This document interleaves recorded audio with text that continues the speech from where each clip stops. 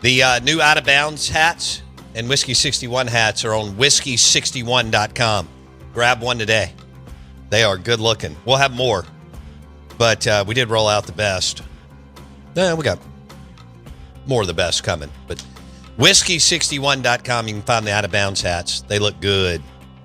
We're live in the Bank Plus studio, Out of Bounds, 105.9 The Zone, ESPN. We welcome in Steve Palazzolo, NFL Insider, NFL Podcast of the Year. He joins us on the Farm Bureau Insurance guest line. Steve P., did you see everybody complaining about the Super Bowl that it wasn't a good game? I mean, I was too focused on the game, but I heard some rumblings that it was, defensive minded and boring for people, which I disagree with. But I do too. I thought, yeah. How would you, now that it's all said and done, most people don't keep up with Seattle Seahawks football, okay? Just because of where they're located and so on. Yet they've had a lot of success since Holmgren and Carroll, and now winning it under Mike McDonald.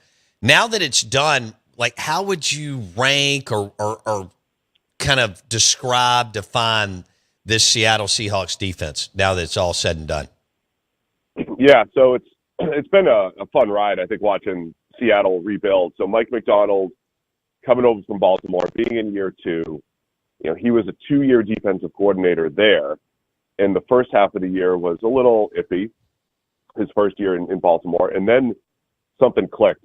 They traded for Roquan Smith, and they got the most out of Kyle Hamilton, and they started to just play really good football. So by the time Mike McDonald was ready to become head coach with Seattle, that was one of the best defenses in the league in Baltimore. And I'd say the Seahawks went through a similar evolution over the last 2 years. They started slow.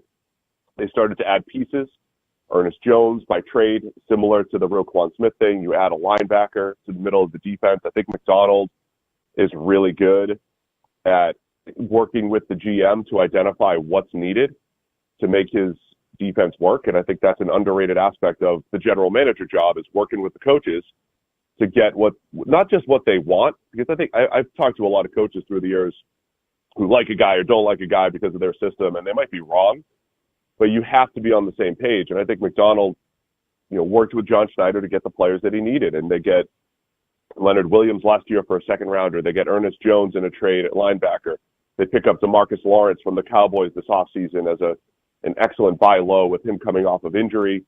And then the draft picks over the last few years, Devin Witherspoon at corner and Nick Eamon-Wari at safety, but, using him in and around the line of scrimmage.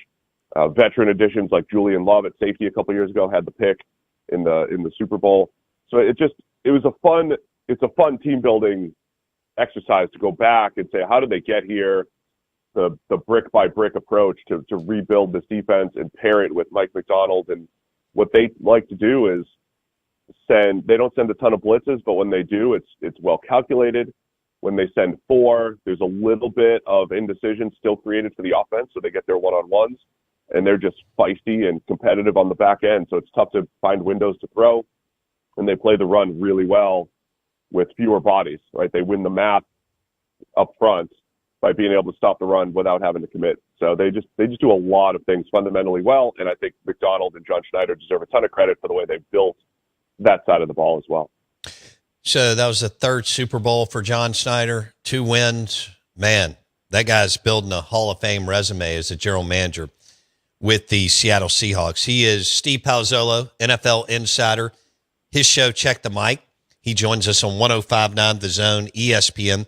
Brought to you by Stella Artois and Wings. That's a winning combination for this weekend as you enjoy opening day of college baseball in Starkville at Dudy Noble, Swayze, and, of course, all 3 of our teams opening up, Mississippi State, Ole Miss, and Southern Miss. Let's switch gears, Steve P. Baseball? No, not quite, but we will. We will. I want to go to the Hall of Fame class. And so Breeze is first ballot and Fitzgerald. Then you got Adam Vinatieri. Kuechly now gets in. Roger Craig. Did I miss anybody? I don't think I did. Did anything surprise you about the class that was announced? Other than we talked about Belichick. I take that out. I'm talking about the guys that that got in. Yeah, I mean, I think it all made sense. I mean, they were all the expected players. Did you mention Kuechly and Vinatieri? Yeah. Okay. So yeah, the five players. It was good to see Roger Craig get in. So you have four pretty much modern era type of players, and then Craig gets in finally. He was just a great pass catching running back for the 80s, and at the very beginning of that West Coast offense taking hold, he was like the prototype, catching the ball out of the backfield and running it, of course, for the Niners. But no, I think this all made sense. I don't know when. I think Eli eventually gets in, but it'll take some time. There's enough debate around him that it takes some time. But yeah, Breeze certainly a slam dunk. Fitzgerald, Kuechly certainly slam dunks. And I think Vinatieri, given his longevity and the key kicks that he had, I think those guys were all slam dunks for this year. You mentioned Eli Manning. Give me the pro. Give me the argument for, give me the argument against.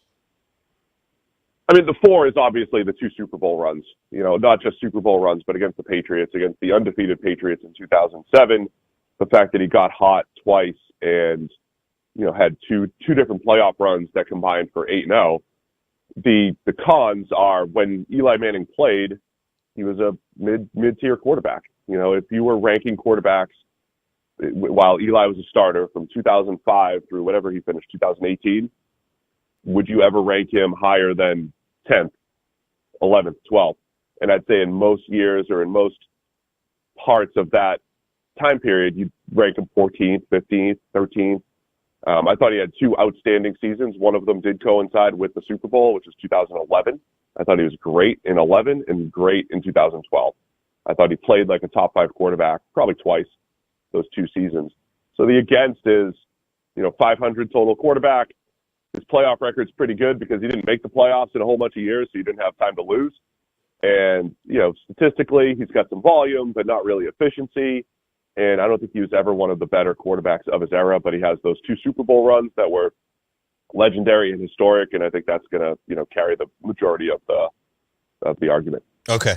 But, I mean, it's a crowded space, right? I mean, we've been through this debate on really, really good players not getting in, and you've got a new group every year. Do you expect it to happen sooner or later, one of those five? Yeah, I don't know how it's going to work. There are a lot of players going in, and I think, look, the Hall of Fame voters do their best to try to adjust for era, but it's still a challenge. I know fans really struggle with this. They say, hey, look at these stats from this guy in 2026 or 25, and look at this guy's stats in 1989, and they're better. It's like, all right, come on, man. Completely different game. I think that the voters try to do that, but there's going to be a logjam of wide receivers. Guys like Torrey Holt, I think, should be in, and Jimmy Smith, and it's like they're picking and choosing these guys that were high volume receivers. But I think even for their era, they were great, and then we're going to get a whole chunk of new receivers, and so yeah, there's going to be a lot more players coming in who definitely need to get into the Hall of Fame, and it will be a challenge, I think, for guys like Eli who are holdovers. But there's always a couple players like a Roger Craig where the voting builds. Right, it takes years, and the voting it builds, and you get a few more and a few more until you get over the top. So I think Eli might eventually get to that point. But yeah, it is a logjam. There are a lot of players who at least deserve to be considered to get to the Hall of Fame coming up here. Steve Palazzolo on the Out of Bounds show, driven by your next GMC Sierra truck at Fowler GMC, Pearl Brandon. You mentioned Jimmy Smith. We're biased here because he's from here.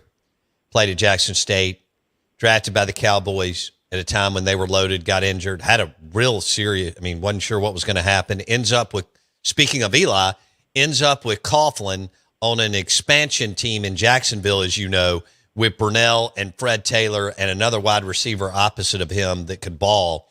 Do you think Jimmy Smith gets in eventually, Steve P? That was my team in the 90s. That was my team. Mark Brunell was my favorite player. Love the mid-90s, early 2000s Jags. So I absolutely think he should get in. I think the challenge is going to be some of the off-field. The fact that people don't remember how good Jimmy Smith was. Well, he's on Twitter all the time reminding people what happened in week 2. But like in week 2 of 2000, the Jags go up against the Baltimore Ravens, the 2000 Ravens, and Jimmy had 291 yards on 15 catches against the 2000 Ravens. It was insane. Good. And And even my guy Brunell, I love Brunell. A couple bad throws in there, and Jimmy still made them good. So he reminds people about that. I thought even when Brunell left, Byron Leftwich was the quarterback, and Jimmy Smith still putting up big numbers. I thought that was one of the things that really sold me on him. And if you go back and watch Jags games, which I still do while I'm working in the background, if he had one-on-one, he was winning. Yeah. If Jimmy Smith was one-on-one, he was behind the defense. Brunell had a great deep ball, but they had the legendary one in '96 against the Broncos in the divisional round to seal the deal to upset John Elway. I mean, Jimmy Smith was a very good vertical speed receiver, but just a good all-around receiver. And look at the numbers. It was him and Marvin Harrison. And then Randy Moss came on the scene. But like him and Marvin Harrison were 1 and 2, I'd say, in the NFL.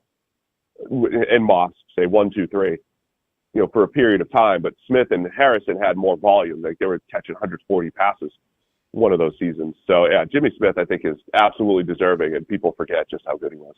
I love that. Man, I think part of it, we're visiting with Steve Palazzolo. He had the NFL Podcast of the Year a couple of years ago, shows Check the Mic, NFL Insider, on the Out of Bounds show, 105.9 The Zone, ESPN, brought to you by the Men's Clinic in Madison and Brandon, themanthing.com. You mentioned, so back then, late 90s, we just didn't have the TV access, as you know, Steve P. And so you got the highlights from Boomer and Tom Jackson, but the Jags just were not, even though Coughlin and them were winning, they weren't on that many nationally televised games. And so it's kind of an eyeball access thing, isn't it, Steve? It is. I mean, there was a period where I think the Jags, 97 to 99, they were on TV a bit, 99 in particular. Okay. And then they fell off in 2000. That's the thing, is like their window of being good was also just like a 4-year stretch, 5-year stretch. It wasn't that long. It was as long as Tony DeSalle's career, to be honest. And that's part of it. You're right, because you got 3 games a week. And then, for people that, like me, like I watch YouTube TV, I have all the games, and it's crazy. Like my kids are like, what happened? They were like, where are all the NBA games? I'm like, listen, kids, we don't have all the NBA games. This isn't the norm to have all the, like I opt into all the games for the NFL, but that's not the norm for sports, right? You don't always get every game. Right. And the fact that we would tune in at 7 Eastern, 6 Central to go watch primetime while still there's some games going on. But that's like where you caught the end of what's happening in Oakland and what's happening with the Broncos and what's happening with the Niners. It was a crazy system, but it was fun. But yeah, I think not being in the spotlight certainly hurts Jimmy Smith and the Jags and Fred Taylor as well. Yeah, I think if he played for the Giants or the Steelers, the old blue blood, where most of the population is, even Chicago, if he was in a market like that, there would be a much better path, because that was an expansion team, and they still don't even have a lot of respect 26 years later today, Steve. Yeah. I mean, I think they may have for a period of time, but then it tapered off in the 90s. Yeah. But again, like if you go look at his numbers compared to Marvin Harrison's, and they were similar, and Harrison had Peyton Manning. Like again, I love Brunell, but Peyton Manning was throwing to Harrison. So they were great together, but they were just a known commodity. Jimmy also may have been Keenan McCardle next to him, and there was a point where it's like, yeah, they're both 1,000-yard receivers, but Jimmy was a better all-around vertical receiver than McCardle, and that's why maybe he loses a little bit of luster, because they had a 1-2 punch there as well. Right, and they had so many weapons, 2 damn good wide receivers, and Fred Taylor coming out of Spurrier's and Florida. I mean, I don't even know who the OC was. You probably do in the late 90s. I don't remember who it was for the Jags. I do. Who? Well, they had Chris Palmer for a couple of years. Yeah, I remember him. He had 1 year of Taylor, then he went to the Browns. Then Coughlin took over in '99. He just did the play calling by himself for a couple of years. Okay. So, but it started with the run and shoot guy, Kevin Gilbride, in '96. Yeah. When the Jags had that run, it was Kevin Gilbride coming over from the Oilers, running the old school like run and shoot. It wasn't old school run and shoot like they tried to run, but it was those types of principles that he applied with Brunell, Smith, and McCardle. Okay. Wow. Steve Palazzolo. Go ahead. I could do hours on the 90s Jags. Nobody wants to hear it, but I could. Hold on. Is Fred Taylor in? He's not, no, but Pete Prisco, who works for CBS and covered the Jags in the 90s, has been his biggest advocate. He's a huge Fred Taylor fan, and he's been fighting really hard to try to get him into the Hall. He should be in, right? I mean, I think it's close. I usually have a high standard for the Hall of Fame, and I love Fred Taylor, but Curtis Martin is in, and Curtis Martin I never thought was a Hall of Fame player, and Fred Taylor was he was a big play waiting to happen. He was a very good and eventually durable running back. Started slow in that area, but I think he's fringe. I think he's right on the cusp. All right, I met Curtis Martin in the airport in 1997 in Phoenix. Here's the deal. That goes back to what I just said. Curtis Martin played for the Jets and the Patriots in the Northeast. I'm telling you, there's something. Parcells. Yes, yeah. Parcells, all that. Parcells loved him. And look, I loved Curtis Martin. I mean, my favorite was Marshall Faulk, but I loved Curtis Martin and Fred Taylor. Just dynamic, fun to watch. But Steve, I believe there's something to this. Being in one of the older first franchises, huge metropolitan areas, media of Boston, New York, Philly, Pitt, Chicago. I mean, to me, that's a great example. Your thoughts? Yeah, it certainly helps. Because the media are voting. It's the media doing the voting. And the thing that I hate, and this happens with the Baseball Hall of Fame all the time, is that they factor in, wow, did this guy give us good interviews? It's like this really old school conceited view of, was this guy nice? You know, was Jim Rice too mean to the media? Should he get a Hall of Fame vote in baseball? It's like the dumbest thing. I think maybe they're coming out of that, but that should never be. Was he nice to me? So, yeah. But that's how they think. That's how they've always, like, they're, smoking their cigars, controlling the Hall of Fame with a little bit of power. And so hopefully that's changing. And then the media market thing, hopefully again is changing as well, because we all, I think more people now than ever think about the entire league, in part because of fantasy and everything. You think about the whole league, not just your team. And so hopefully that's expanding. But yeah, there was definitely a period of time where, you just didn't see other teams. And again, everybody knows Curtis Martin was like Bill Parcells' handpicked guy for two different teams. Right. And went to a Super Bowl and went to AFC championships. And so all that stuff ends up working in his favor because of where he played. Okay. I think that's an example right there. Fred Taylor played in a non-football market for the most part. Jacksonville. And Curtis Martin played in New York and Boston. I mean, and I like Curtis Martin, but holy hell, come on. Is Coughlin in? I don't believe so. But how is he? Gets in all right, first of all, most expansion teams are garbage for a long. I mean, the Saints. Well, that was 1967. All right, let's fast forward. Texans have struggled for majority of their existence. I know they were in the playoffs this year. Jacksonville. What Jacksonville did right out of the gate, winning, is rare. Do you agree, Steve? Yeah. They had some advantages back then. If you remember, the second year was 96. Them and the Panthers both made it to the championship games. Panthers made the NFC championship and lost. Jake Delhomme? Kerry Collins. Got it. Back then. Yeah. But the Jags, so they were given 2 draft picks per round their first year, and they both attacked free agency. I forget what happened there with the cap, but they both were able to bring in some free agents. But yeah, it was an amazing turnaround. Like, imagine that today. A team shows up, they have a rough first season, and by year 2, they're 1 game away from the Super Bowl. That's what happened with both the Jags and the Panthers. And the Jags sustained it. The Panthers did not. But Coughlin did a great job getting the right people in the building almost immediately and drafting well and also bringing in free agents. And yeah, they were very good for about a 5-6 year period. All right. So Coughlin has 3 rings. Did he have 1 with Parcells and the Giants as an assistant, and then 2 with the New York Giants as a head coach? And then he took Jacksonville. Crossed over, but definitely the 2 with the Giants as head coach. Okay. And he took the Jags to an AFC championship game as an expansion. I mean, what are we doing? God, and then I think you got to give, maybe Ernie, of course, he doesn't have quite enough, but he was the architect. He handed Coughlin, a hell of a roster. I mean, Jerry Reese was the beneficiary after that, but of course I thought did a hell of a job with that whole Giants defense and so on. Okay. What do you got, Jackson Meadows? Coughlin's head coaching record is probably what's going to catch him there. He's 170 and 150 overall. Yeah, but that in the NFL, that's good. I agree. I mean, if you're slightly over 500 because of the way the league's set. Steve, your thoughts?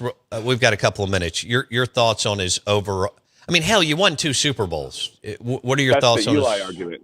Right. It's like how do you weigh, say, mediocrity versus the runs that you had? But and Coughlin going to two AFC championships with the Jags, 2 Super Bowl wins with the Giants. I think that's probably enough.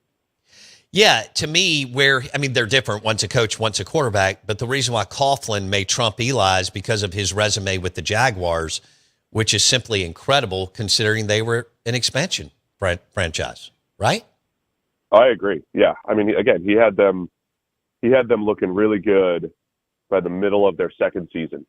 And then they were, one of the best teams in the NFL for 5 straight years, almost immediately. That should absolutely weigh for something. Okay. That's why his record's not good, right? He didn't have a good record with the expansion Jags in '95, with rookie Eli and for a lot of '04, right? That's why some of that record is the way it is. Okay. Is there a guy that jumps out at you that that you're like, how in the hell is this guy not in the Hall of Fame? As all this got brought up the last few weeks? So this guy's under the radar, but he's big time in Cincinnati here. Willie Anderson, the right tackle for the Bengals. I've helped him with his MVP case a little bit over the last couple of years because right tackle, there hasn't been a right tackle entered into the Hall of Fame since Jackie Slater in the 80s. And so people are trying to get this out of their head that the right tackle's less than the left tackle, but I've been trying to help explain it's just as difficult as left tackle, and Willie was one of the best, and all this. So I don't know if he'll ever get in, but they've been working really hard, Bengals fans and Bengals people, and recruiting people like myself to use some data arguments to try to help Willie make his case. So we'll see if he ever gets in, but he's getting a little bit closer, but it's still probably a long shot at this time. And I think there's just some bias against right tackles against left tackles versus left tackles. Dude, that was awesome. That was, I hate to stroke the ego, but my man, you just crushed it. Appreciate it. Hey, good time. Skyline Chili on me tonight for not just you, but for the whole family. The whole family. Yep. All right. All right. I'll send you pictures again next time they're eating the electric orange cheese on the Skyline. That was so good. All right. Next time we'll talk Cincinnati Reds. Be good, my friend. All right. Thanks, guys. Steve Palazzolo, his show, Check the Mic, NFL Podcast of the Year. He joined us on the Out of Bounds Show, 105.9 The Zone, ESPN. And the show is brought to you by Martin's in Livingston. Catch college baseball there this weekend. Enjoy some gumbo, fried shrimp po' boy. Martin's in Livingston. Back in a second.